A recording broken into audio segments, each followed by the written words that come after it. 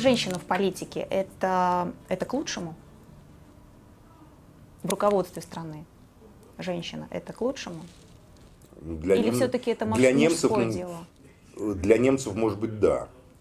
У нас совсем другая традиция и совсем другая ментальность. Я не верю ни в какой универсализм. Так. Я считаю, что в каждого народа, в каждой культурной традиции женщины и мужчины по-своему видят гендерные, в частности, роли внутреннюю. да? Да, не просто роли, а внутреннее ощущение.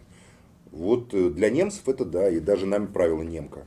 Вот Екатерина, она была немка. Я к ней очень плохо отношусь. Я не считаю ее великой, я считаю ее просто какой-то самозванкой, которая убила своего мужа, которая вешала там, сдирала кожу с пугачевских крестьян, с русских, башкир, татар, других. И ничего хорошего она не сделала. Подумаешь, там что-то завоевала с помощью немецких штыков и немецких офицеров своих и своих любовников.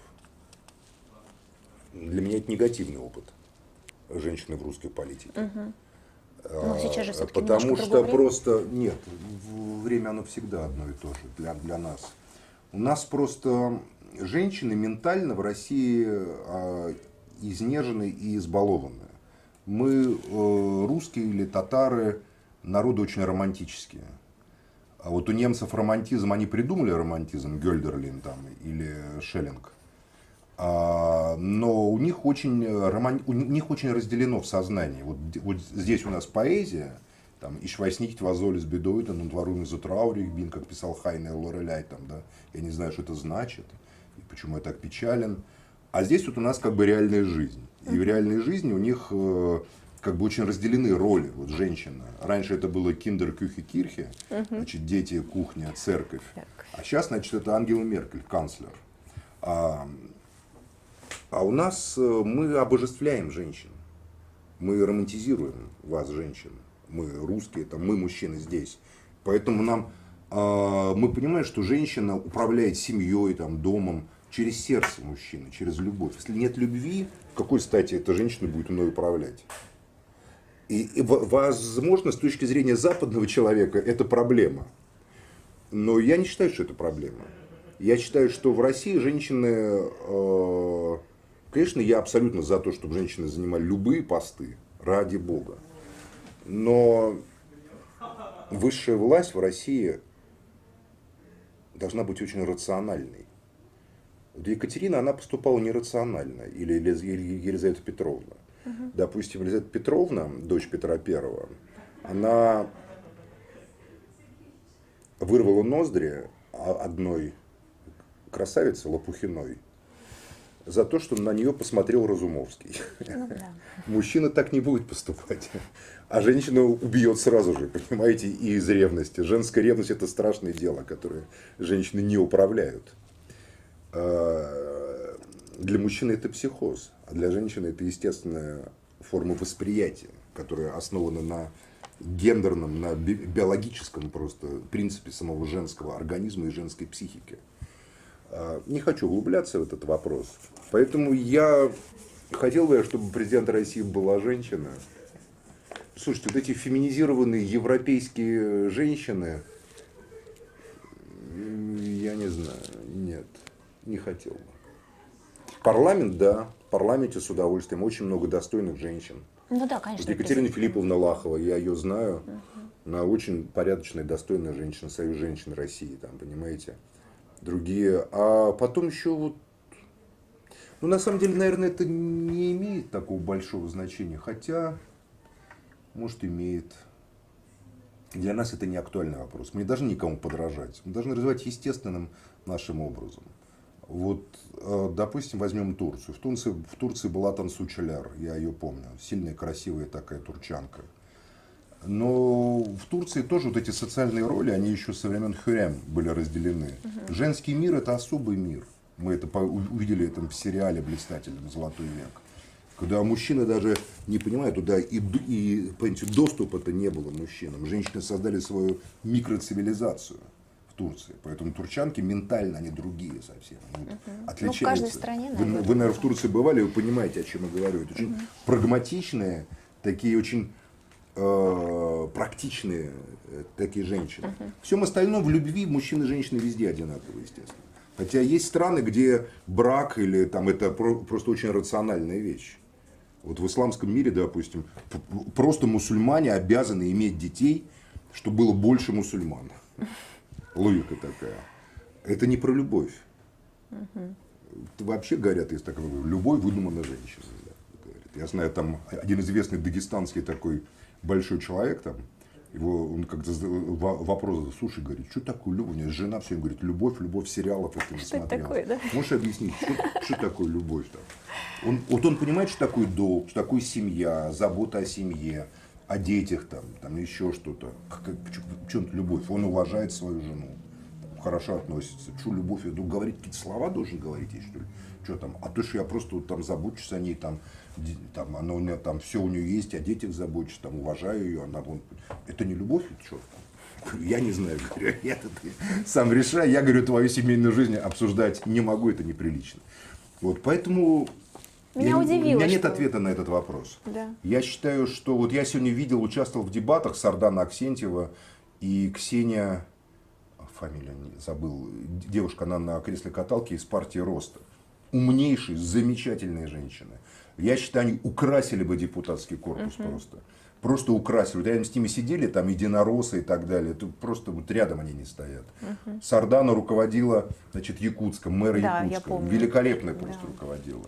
Ей, наверное, пришлось уйти. Я так вот понимаю. Нет, просто в системе женщины себя раскрывают. Первая позиция – это позиция над всеми в России. Это уже высшая власть. Вот Путин, он уже не часть системы, он над системой стоит. Внутри системы женщины многие вещи руководящие будут выполнять лучше мужчин. Женщины лучше организованы, лучше следят за собой, лучше дисциплинированы. Вы легче учитесь. Сколько отличников? 10. А отличниц? 100. Понимаете, девочки с детства следят за собой, в отличие от нас, от мальчиков. Мужчины впадают в экзистенциальные кризисы, которые вы, женщины, даже не понимаете, что это такое. У вас по-другому работает эта экзистенциальная машина самоощущения «я». Женщина ощущает свое «я» через наполнение, через бытие, через жизнь, а мужчина, наоборот, через соотнесение себя со смертью. Это важное совершенно отличие. Поэтому мужчина может впасть в депрессию, стать алкоголиком, запить, там, не знаю, там. Просто мужчина может лежать на диване там, недели, говорит, к нему приходит друг, говорит, ты что лежишь? Да, все достало. Да, саморазрушение включается сразу. Ни одна женщина, чтобы ей впасть в такое состояние, это надо что-то пройти невероятное. Это какое-нибудь там дикое просто неудача в любви, там, ничего не получается. И главное, каблук должен сломаться. Или ноготь. Вот самое важное, да, там или ноготь. Да и то я не знаю женщин такое состояние. Женщина может там, да, это шутка. Там пить, там через секс, как говорится, беспорядочно себя как бы, ну, в общем, другое саморазрушение будет. А мужчина просто так лежит и так, да, все достало. Вот, понимаете, поэтому в системе, если будет система, женщины России раскроются себе великолепно, потому что вся социальная жизнь в России держится на женщинах. Да. От руководства домом до руководства парламентом, или там, ну, это очень короткая дорога. Вот Валентина Ивановна, она Матвиенко, ну, она может быть не шедевр, понимаете, но она, смотрите, они, когда им надо что-нибудь там мерзкое объявить в стране, какую-нибудь пенсионную реформу, они всегда за ее спину прячутся, за спину Валентины Ивановны, она выходит первая, объявляет. Я к ней отношусь даже с огромной личной симпатией, она очень храбрый человек. И женщина, вот она как бы так вот, она так органично вписала, вот я понимаю, там, вот она домохозяйка, вот она как бы глава Совета Федерации. Лучше Миронова это точно. Джон Фаулс писал, говорил, что однажды придет время, когда миром должны будут править не политики, а биологи. Вы как считаете, мы уже близки к этому моменту? Я думаю, что это игра слов, и позы и фигуры речи. Само слово «править» соотносится с властью. Власть – это не игра. Власть – это возможность распоряжаться жизнью и смертью других людей. Да, это в руки, и власть подразумевает определенную этику внутри человека. Воля к власти, согласно философии Ницше, того же самого Шопенгауэра, определяет историю, вообще движение, развитие. Биологи относятся к человеку как к виду, как к просто подвиду животных. Но не Я не получается хотел так, бы, что... чтобы они правили миром. Никогда. Любой политик, в любом случае, даже самый прагматичный политик, он идеалист.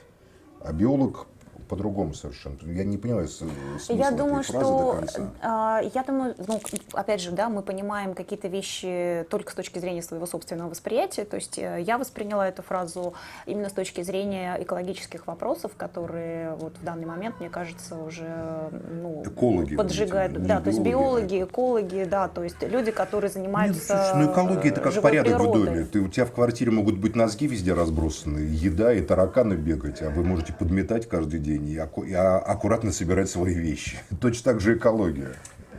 Посмотрите, вот уже упоминавшийся Одинцовский район, там прекрасная экология. Там все собирают по рублевке, подметают. Ничего, там нет никаких выбросов. А теперь отъедьте куда-нибудь в сторону, Капотни там, или Солнечногорска.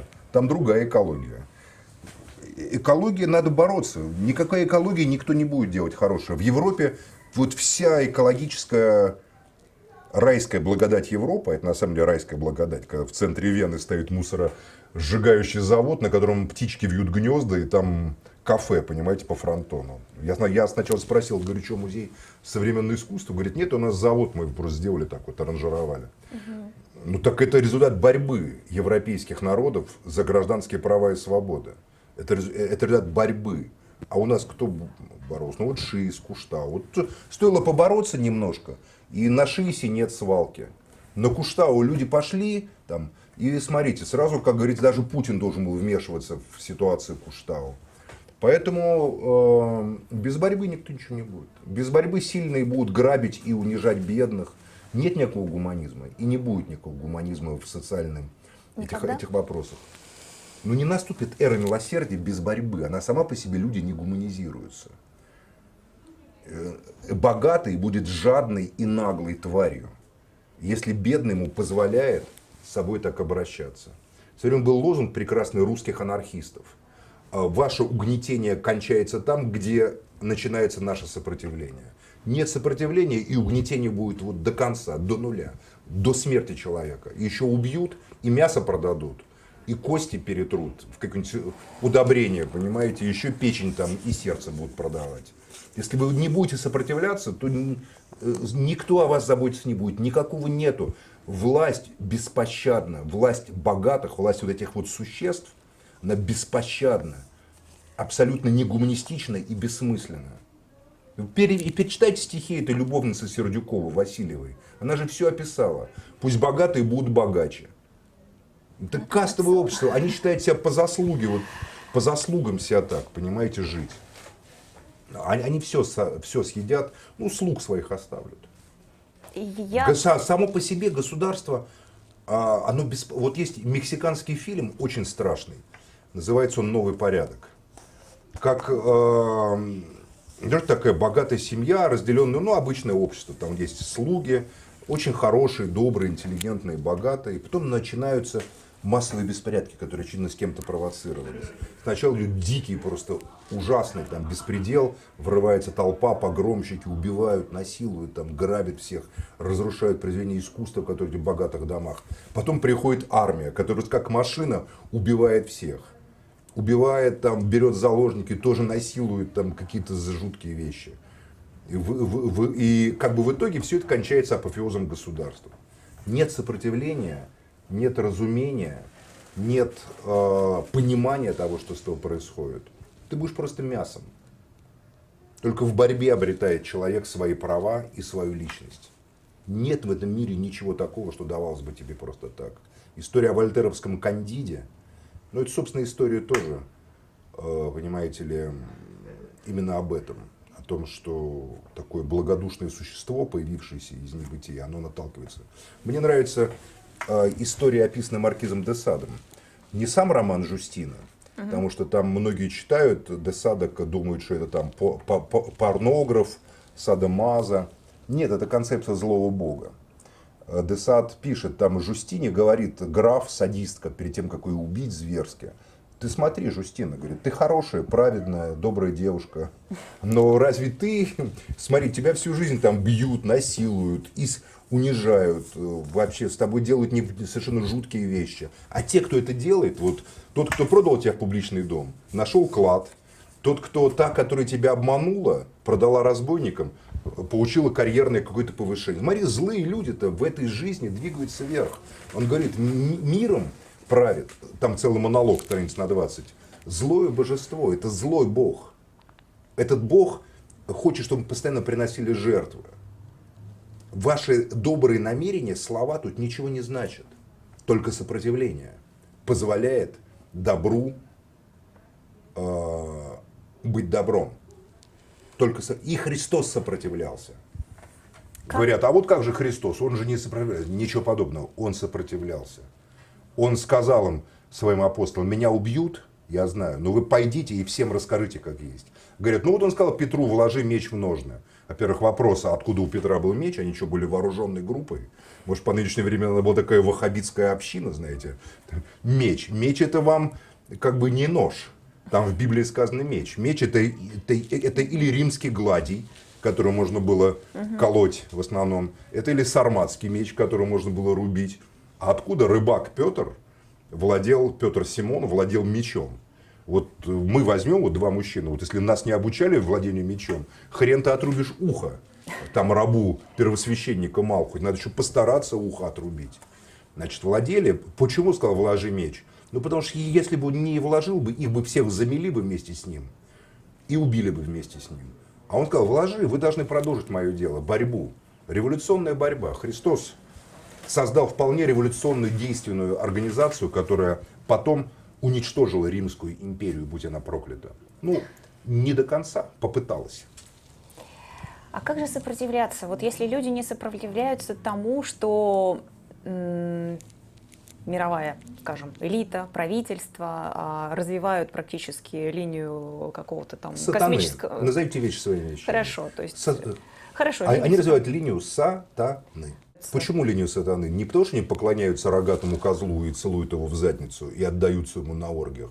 Хотя я не знаю, может это тоже происходит. А потому что они относятся к людям как к глиняным куклам. А как известно, в Коране, вы же мусульманка, да, ну по происхождению. В Коране, допустим, сказано, когда он был из огня, джин, иблис. И когда создал Аллах Адама из глины, то он сказал, поклонитесь ему, это существо, оно будет наместником. Это глиняная кукла, он сказал. И вся его бытие, все бытие великого существа, который является князем мира сего, доказать, что это не человек, наместник Божий, у которого есть дух, то есть свобода, а это глиняная кукла. Поэтому и правящая верхушка, она относится к людям, к человечеству, как к глиняным куклам. Ну, просто вам надо жрать, там, трахаться, там, не знаю, что там еще, там, развлекаться, платить налоги.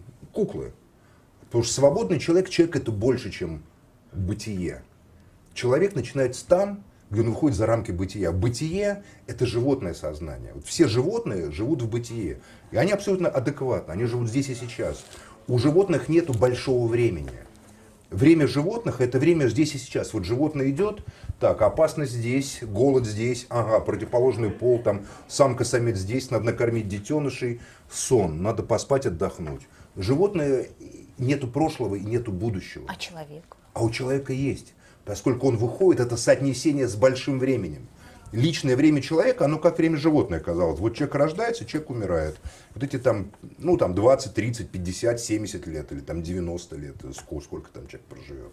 Это вот личное время от рождения до смерти, в котором тоже есть моменты, присущие животным. Но кроме этого есть еще, вы психологи называете это бессознательным, там, выходящим в сознательное.